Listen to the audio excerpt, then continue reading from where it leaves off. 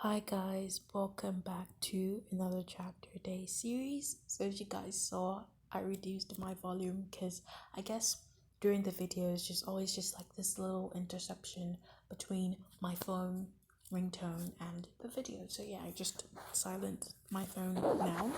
So in today's chapter, I need to rephrase that. Welcome to today's chapter a day series. I hope you guys are doing fine and staying alright. Today is the end of the week. Finally, we're getting to the end of July. Sincerely, thank God for giving you life. Thank God for giving you health, because many people are dying, many people sleep, but they don't wake up to see a new day. So if you're alive today, no matter your situation, no matter how annoying the tribulations may be, just look up to the sky and tell God, Lord, thank you for waking me up and giving me life and giving me good health, because it's really sad things that are going on right now, the time period that we're currently in. It's really sad, but what can we do but thank God? So in today's chapter, we're going to be reading Joshua chapter 5, and we have 19 more chapters until we're done with the book of Joshua. So Joshua has 24 chapters, which is pretty mild, but it's a really interesting chapter so far. I'm currently reading Joshua chapter 14 because I'm 5 chapters ahead of a chapter a day reading plan, but that's all right. So guys, I wanted to tell you guys something. So I've been coming up with a plan for something to just do for a chapter a day, kind of like a big plan, not necessarily big, but like pie tune on my levels. But I was like, oh, should I got the inspiration. Actually, God just gave me that inspiration that I should make a journal for a chapter a day. Literally, I should form a journal for a chapter a day, a Bible studying journal. And right now, I'm just currently, my schedule is whole bummed. It's just so clogged up. I have interviews. What I'm saying, I have interviews. I only have one interview, and I'm currently moving and stuff like that. Everything's just so clogged up, but God is helping me and just, clearing paths out and just being the God that He is. Amazing. So, yeah. But I promise that after this time, let's say when we enter August, the first week of August, maybe the second week, I will officially announce whether or not I have started the plans for a chapter day journal. But I really hope by then I've already kind of like had a mini business plan for a chapter a day. And also I started selling t-shirts on Teesprings. I don't know if that's what it's called. I think so.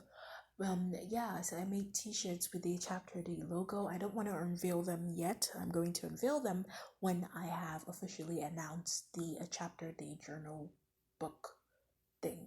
But yeah, that was just by the side. I'm rambling so much. And also, guys, I have not forgotten that I said I was going to do a giveaway for chapter day during the first week of August, which will last till the beginning of September. So yeah, we're going to talk about that. July is almost done. First of August, I really hope and I really pray that I'm more settled than I am now, and I'll be able to, give out the rules and stuff like that. But they'll be pretty simple and straightforward.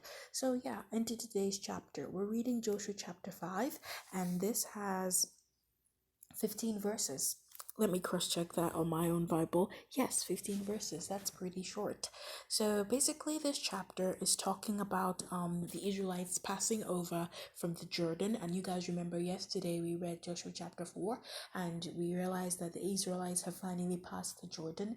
And when they were passing the Jordan, God made the waters on the Jordan to dry up, and the priest passed with the ark, and the Israelites also passed with the ark. So after that, Joshua told the Israelites to keep up 12 stones, to use that kind of like as a memorial to show generations after them that, oh, this was the Passover of the Jordan, and also to just mark the new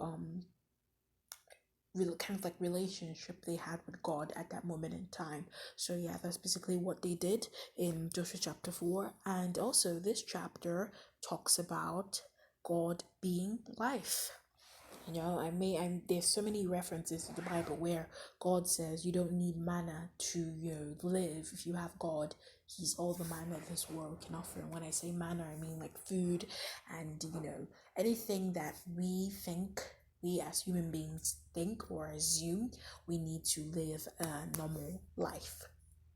So yeah, that's basically what that was about. And it also talked about circumcision.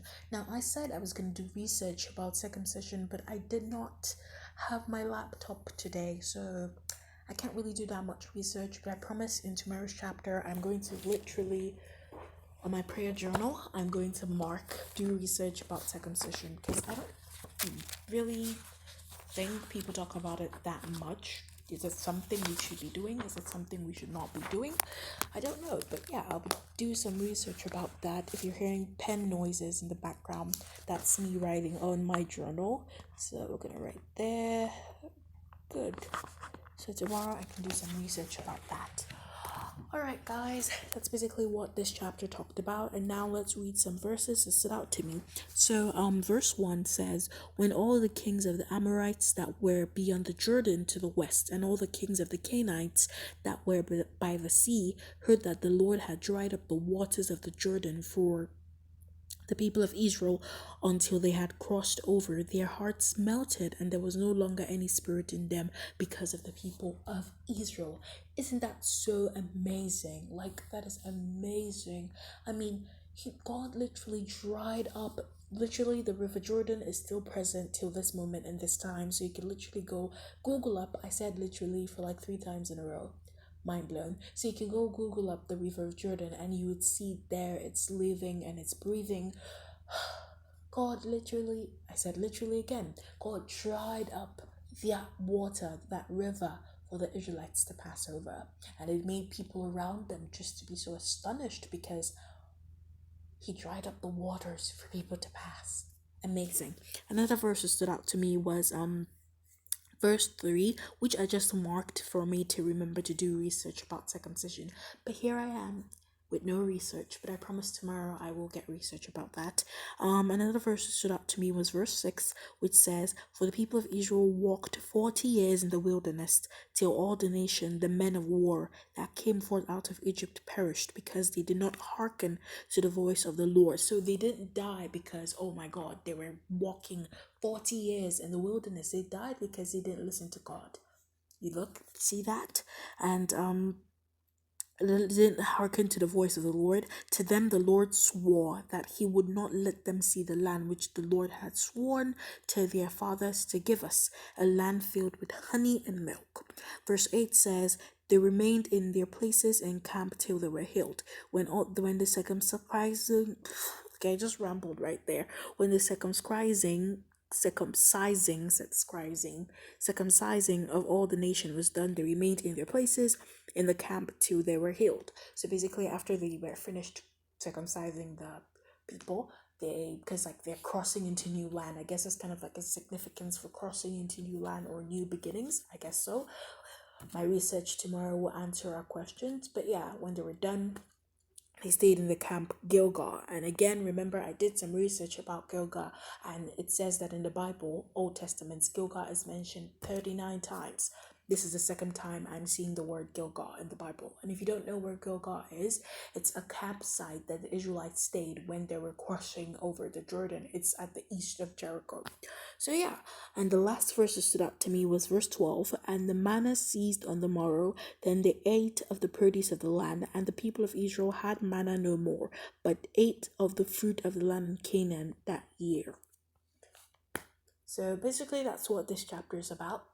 New beginnings, new times, rebirth in a sense. But yeah, that's what this chapter talked about, and I hope you guys are doing fine and doing all right, and I pray that God helps you in any way possible. And I want you to understand that whatever troubles or whatever tribulations you're going through, just bring them on to God, because sincerely, a few days ago, times were really tribulating. I was like, wow, how do things just happen like this? Like, I didn't even know I could experience so many things under the time of 3 days. One day I experienced so many things. 3 days, boom, my mind just blew up. Like, is it humanly possible to experience all these things at once?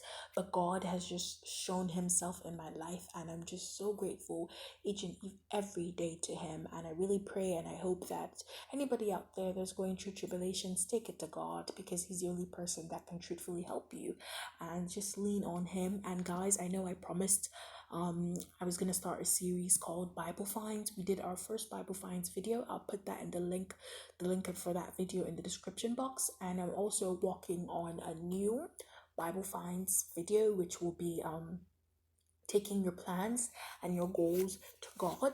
I feel like that's been something I'm struggling with, in terms of, oh my God, I have all these plans and all these dreams and all these things I want to achieve, but I'm forgetting I shouldn't idolize them, but rather I should take them to God, because he knows what is better for me. So yeah, it's a really interesting video I'm going to be working on when I'm more stable, and I will post on the YouTube channel for chapter days. So I hope you guys are doing fine and are staying all right, and see you guys tomorrow. Bye.